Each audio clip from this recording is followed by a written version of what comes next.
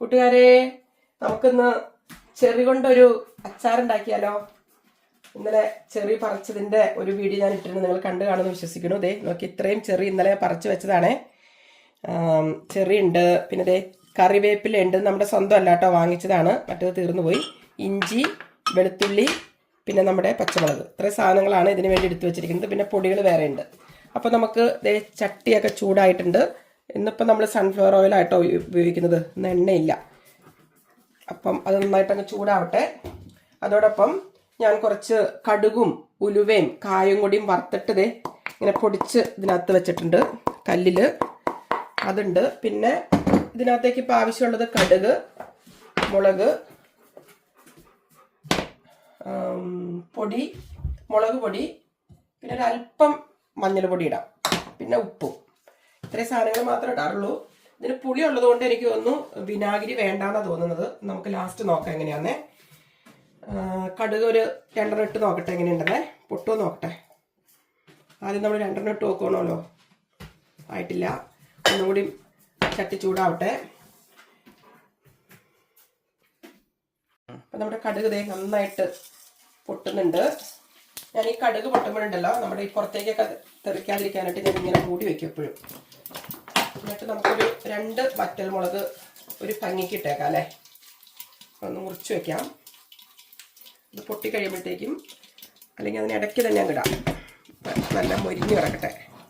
എന്നിട്ട് അത് പൊട്ടി കഴിയുമ്പോൾ പിന്നെ നമ്മൾ നമ്മുടെ അരിഞ്ഞ് വെച്ചിരിക്കുന്ന സാധനങ്ങളെല്ലാം ഇട്ട് ഒന്ന് വഴറ്റി പൊടികളൊക്കെ ഇട്ട് നമുക്ക് നമ്മുടെ ലൂബിക്കാന്ന് എനിക്ക് പിന്നെയും വരുന്നത്. കാരണം അതിൻ്റെ ഒരു ടേസ്റ്റൊക്കെ ശരിക്കും ലൂബിക്കയുടെ ടേസ്റ്റ് പോലെ തന്നെ എനിക്ക് തോന്നുന്നത്. അപ്പോൾ ഇത് ശരിയായിട്ടുണ്ട്. അപ്പം നമ്മളിത് ഇഞ്ചി ഇട്ടു. തീ കുറച്ച് വെക്കട്ടെ, അല്ലെങ്കിൽ പെട്ടെന്ന് അങ്ങ് ഇതായിപ്പോവും. ഇത് വെളുത്തുള്ളി വലിയ പീസ് അരിഞ്ഞിരിക്കുന്നത്. ഇത് വെളുത്തുള്ളി ഇവിടെ കടിക്കാനായിട്ട് എല്ലാവർക്കും ഇഷ്ടമാണ്, അതുകൊണ്ട് ഞാൻ ഇത്തിരി വലിയ പീസിലായിരിക്കുന്നത്. എന്നിട്ട് ഇങ്ങനെ നന്നായിട്ട് വഴന്നുകൊണ്ടിരിക്കുന്നു, നല്ല മണമൊക്കെ വരുന്നുണ്ട്. അതെ, ഇത് നന്നായിട്ട് വഴന്നു വന്നിട്ടുണ്ട്. നമുക്കിനി തീ പതുക്കെ ഓഫ് ചെയ്യാം, അല്ലെങ്കിൽ ഈ മുളക് പൊടിയൊക്കെ ഇടുമ്പോൾ കരിഞ്ഞു പോകും. അപ്പോൾ ഇതിനകത്ത് കുറച്ച് കരിവേപ്പില കിടന്നോട്ടെ.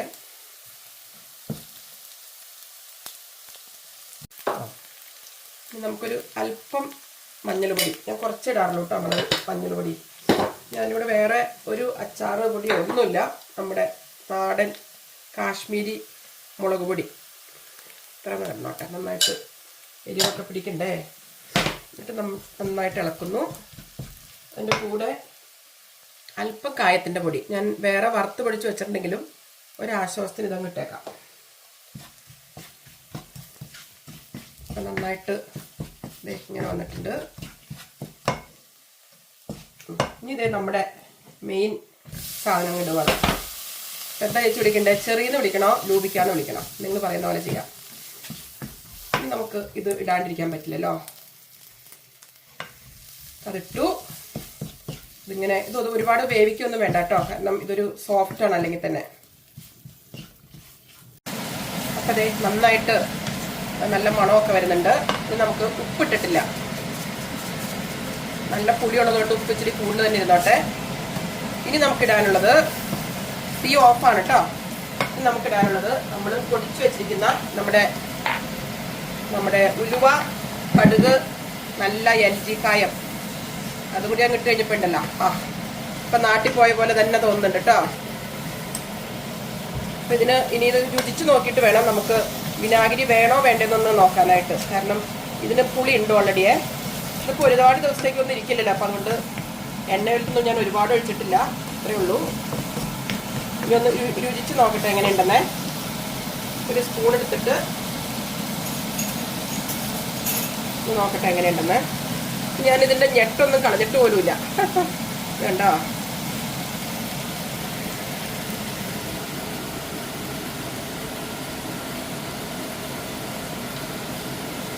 വിനാഗിരി വേണ്ട.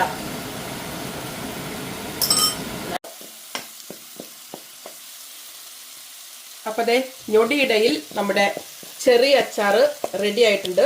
ഇതൊരു ഒരാഴ്ചത്തേക്ക് കഷ്ടി ഉണ്ടാവുള്ളൂ, പെട്ടെന്ന് തീരും, അത്രയ്ക്ക് ടേസ്റ്റാണ്. അപ്പോൾ നിങ്ങൾക്ക് ലൂബിക്ക് കിട്ടിയാലോ അല്ലെങ്കിൽ ചെറി കിട്ടുവാണെങ്കിലോ ഒന്നുണ്ടാക്കി നോക്ക് കേട്ടോ. രുചിയേറും ചെറിയച്ചാർ.